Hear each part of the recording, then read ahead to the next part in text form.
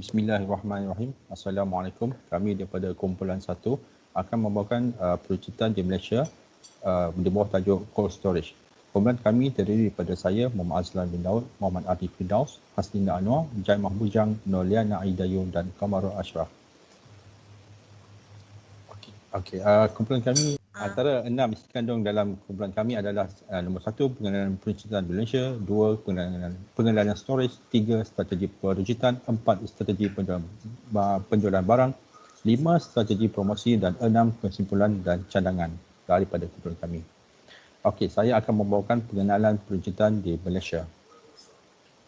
Okey, di Malaysia di sini ada beberapa pengenalan, antaranya definisi, kategori, saiz, jenis pemilikan dan bentuk industri, sektor industri, agensi penguatkuasa peruncitan serta landscape pengedaran peruncitan di Malaysia. Nombor 1, definisi merupakan aktiviti jualan dan perkhidmatan kepada pelanggan untuk kegunaan diri sendiri dan keluarga. Ia adalah merupakan organisasi perantaraan yang membuat jualan terus kepada pengguna akhir. Ia boleh dilakukan oleh orang perseorangan, firma ataupun syarikat.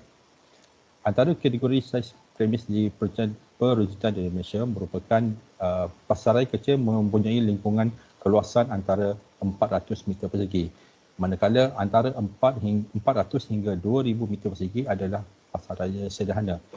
Pasaraya yang mempunyai keluasan melebihi 5000 persegi dikategorikan sebagai pasaraya besar ataupun hypermarket.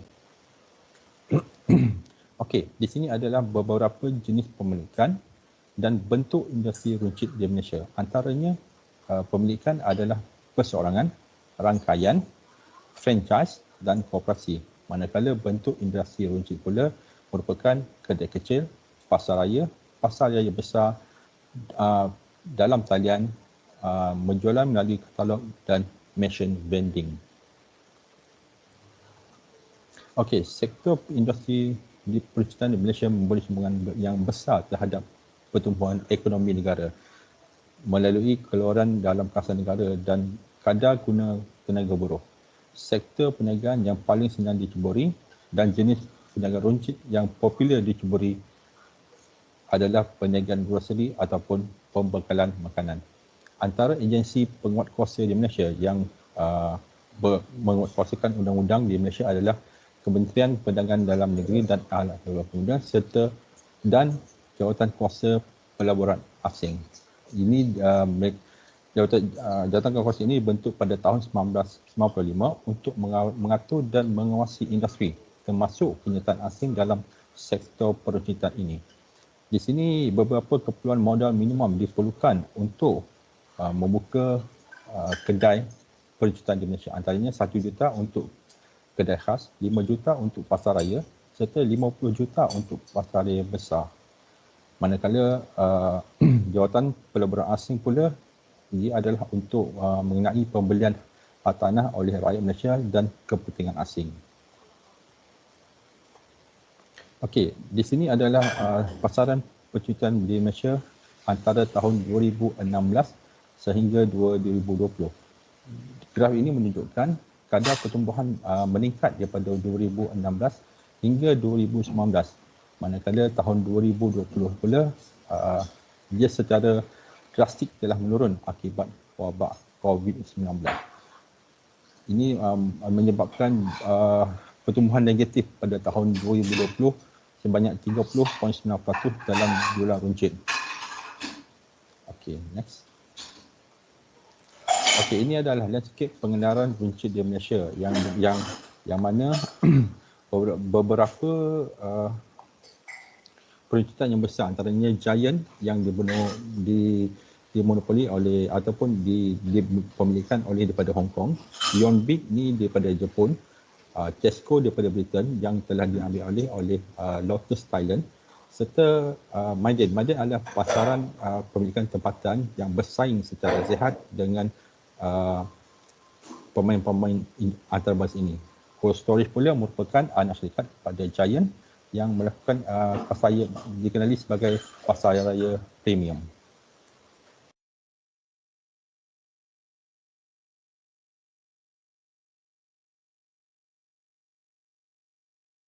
Penubuhan awal Cold Storage adalah bermula pada tahun 1896. Pada masa itu, Cold Storage telah meluaskan jangkauannya ke negeri-negeri Melayu bersekutu yang terdiri daripada Selangor, Perak, Pahang dan Negeri Sembilan. Cawangan runcit Cold Storage dibuka oleh The Company di sepanjang MacArthur Street yang dimiliki oleh States Trading Company. Tidak lama kemudian, sebidang tanah di sepanjang tebing sungai itu diberi dan ditukar menjadi kedai sejuk penyimpanan dingin pertama kerana menyimpan bekalan pukal. Itulah adalah sejarah awal penubuhan Cold Storage di Tanah Melayu. Perfecting supermarket experience goes a long way. For over 100 years, I have been growing with vigor.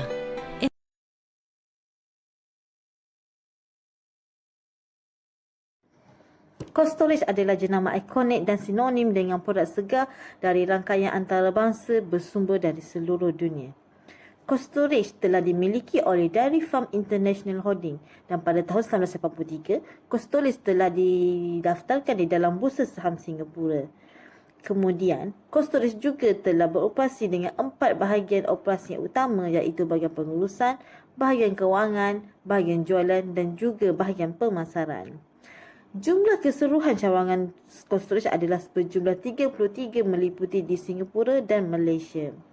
Pendapatan kasar Cold Storage yang terkini berjumlah 1.7 bilion dolar Amerika.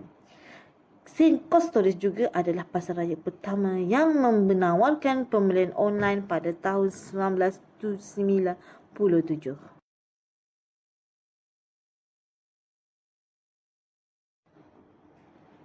Cold Storage telah menghasilkan jenamanya sendiri iaitu North Freeze, Magnolia dan juga First Choice. Cold Storage juga adalah pasaraya pertama yang telah dianugerah KISTRAS dan juga CJ Halal. Pada tahun 1999, Cold Storage telah memulakan sebagai pusat pengeluaran makanan segar yang pertama dengan menawarkan gudang yang besar berkomposit pelbagai suhu untuk pengedaran makanan segar dan juga sejuk beku.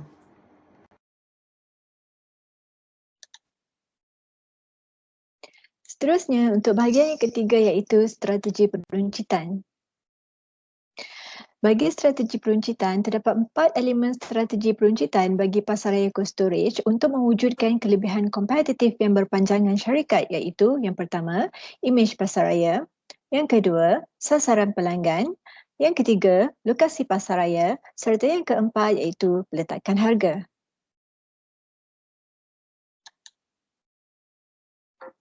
Untuk imej pasaraya, pasaraya Cold Storage terkenal dengan stok barang-barang yang berlainan dan unik iaitu jenis makanan yang biasanya tidak terdapat di pasaraya biasa. Susun atur bar adalah konsep baru yang dikenalkan di pasaraya Cold Storage dengan tujuan untuk meningkatkan pengalaman pelanggan, mendorong interaksi dengan pembeli dan meningkatkan waktu membeli belah di pasaraya. Reka bentuk pasaraya Cold Storage adalah berdasarkan 4 zon utama iaitu Inspire, Curate, Educate dan Engage. Inspire iaitu bahagian pintu masuk utama yang berwarna pink. Curate, galeri barangan yang berwarna kuning. Educate, ruangan mencuba yang berwarna hijau. Serta Engage iaitu integrasi yang berwarna orange. Sasaran pelanggan. Sasaran pelanggan pasaraya Cold Storage terbahagi kepada beberapa bahagian untuk memenuhi keperluan dan permintaan pelanggan yang memilih produk yang mempunyai kualiti yang lebih tinggi daripada jenama atau runcit lain di pasaraya. Mereka adalah terdiri daripada golongan pertengahan hingga berpendapatan tinggi dan profesional iaitu expatriate dari luar negara yang menetap di negara. Untuk menarik minat pelanggan tempatan, Cold Storage telah melakukan kaji selidik untuk memahami kumpulan pelanggan yang berbeza dan membuat ramalan yang tepat mengenai tingkah laku pembeli bagi setiap profil pelanggan seperti berikut. Yang pertama, the everyday loyal shopper. Biasanya menghadapi kekangan kurang masa dan akibatnya cenderung memilih untuk membeli barangan yang mereka biasa beli sahaja. Yang kedua iaitu the engaged new customer, mempunyai lebih banyak masa untuk melayari dan melihat produk baru dan sering berminat untuk mempelajari lebih lanjut mengenai produk yang mereka beli. Dan yang ketiga iaitu the image seeker, iaitu mereka yang suka menjadi yang pertama mencuba suatu produk yang baru. Bagi lokasi pasaraya, lokasi terpilih bagi pasaraya cold storage adalah terletak di kawasan pinggir bandar untuk memberikan kemudahan dan nilai yang sama yang terdapat di kedai-kedai yang lebih besar tetapi lebih dekat dengan rumah.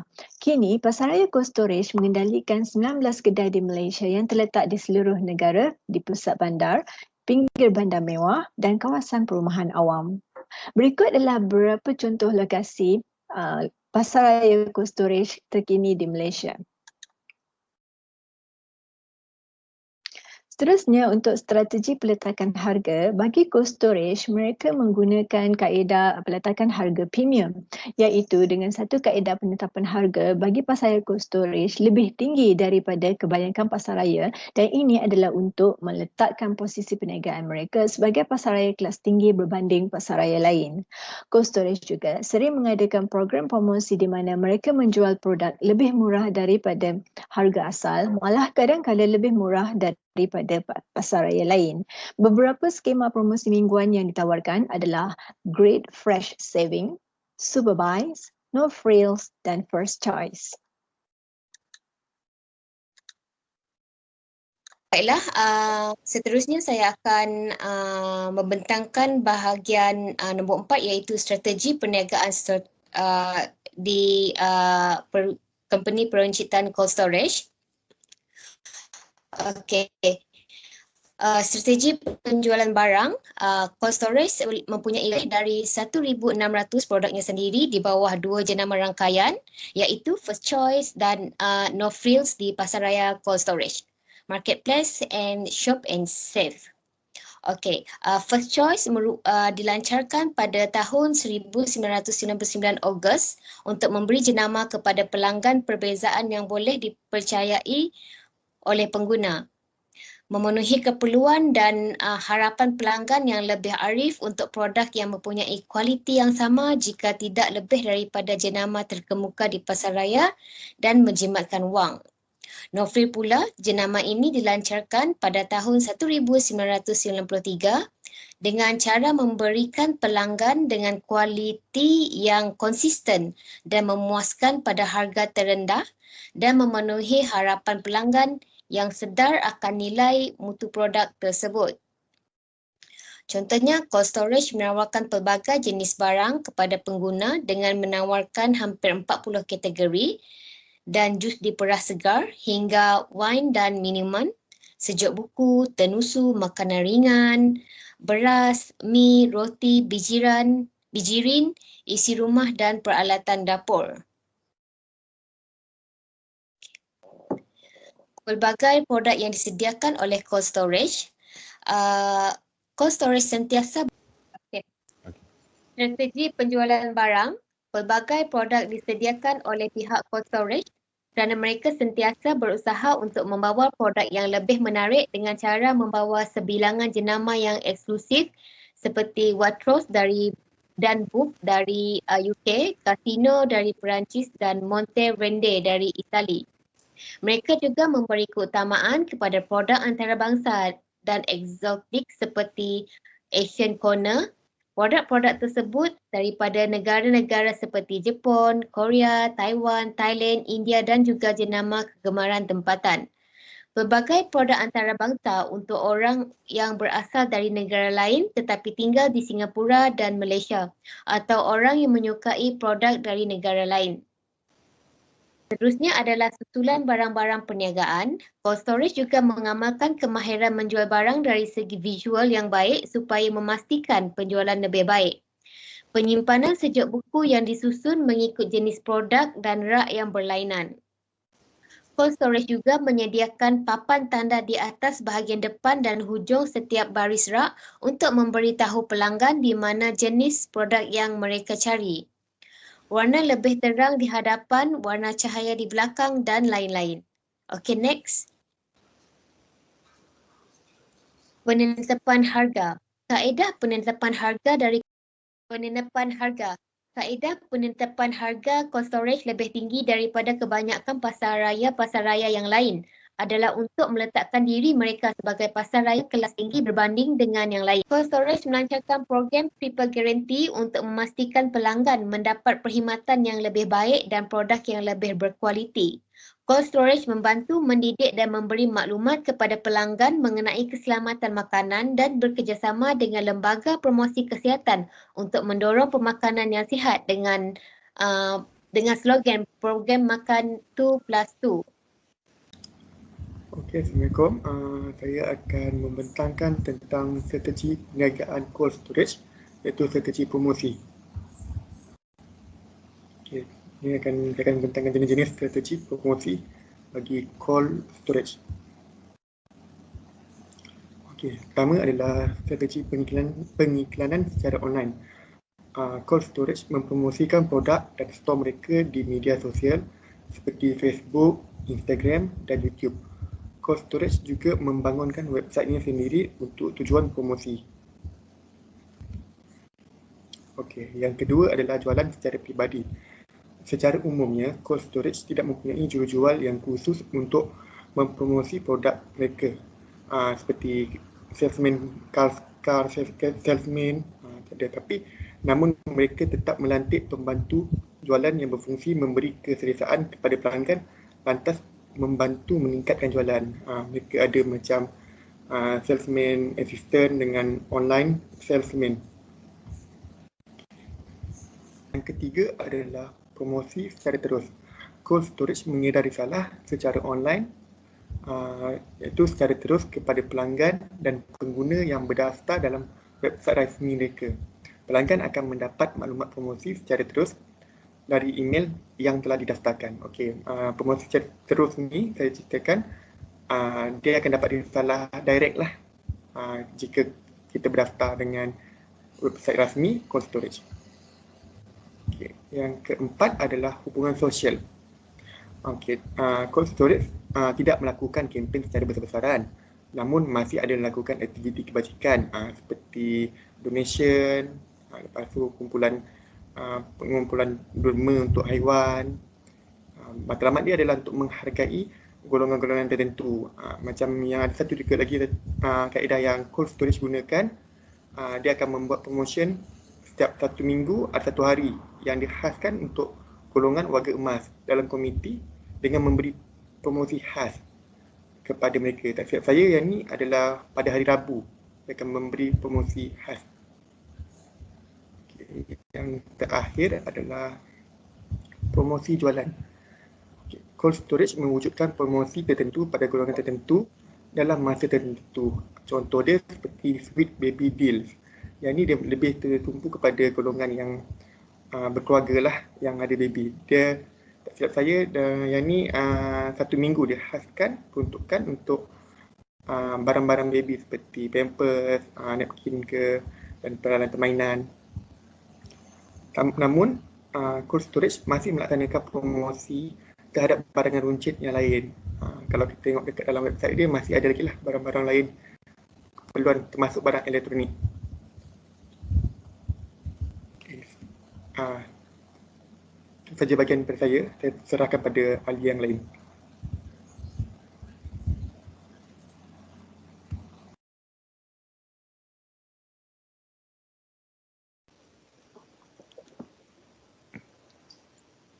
Okey, bagi kesimpulan dan cadangan pula, persaingan yang dihadapi daripada hypermarket seperti cold storage seharusnya perlu mencari jalan penyelesaian yang sewajar bagi memajukan dan mengembangkan lagi perniagaan mereka ke pasaran luar. Bagi golongan hypermarket, tidak sepatutnya melihat persaingan ini sebagai satu kegagalan dalam perniagaan yang bakal dialami oleh mereka. Bahkan ia perlu dijadikan satu galakan yang mendorongkan dan serta memotivasikan mereka untuk terus bersaing dan kekal dalam dunia perniagaan. Seseorang ahli perniagaan itu seharusnya bijak membuat keputusan dan mencari peluang yang sedia ada serta bertindak dengan cepat, cekap dan sebagainya. Bagi cadangannya pula, rempuhan dan arus globalisasi yang semakin hebat berlaku pada masa kini amat genting serta merupakan satu persaingan dan tanggungjawab bagi mereka yang menghadapi rempuhan tersebut dengan memperkayakan khazanah ilmu pengurusan perniagaan, mempelbagaikan teknik pengeluaran dan pasaran serta memperkukuhkan jaringan perniagaan iaitu produktif. Mereka produktif dalam meneroka peluang perniagaan baru, mengutamakan kualiti produk serta perkhidmatan yang ditawarkan agar hypermarket ini tidak kecundang dalam bidang perniagaan mereka yang diceburi atau berada dalam lingkaran rancangan mereka yang belum sempat yang dilaksanakan. Itu sahaja daripada kami membentangkan berkenaan dengan cold storage. Sekian, terima kasih.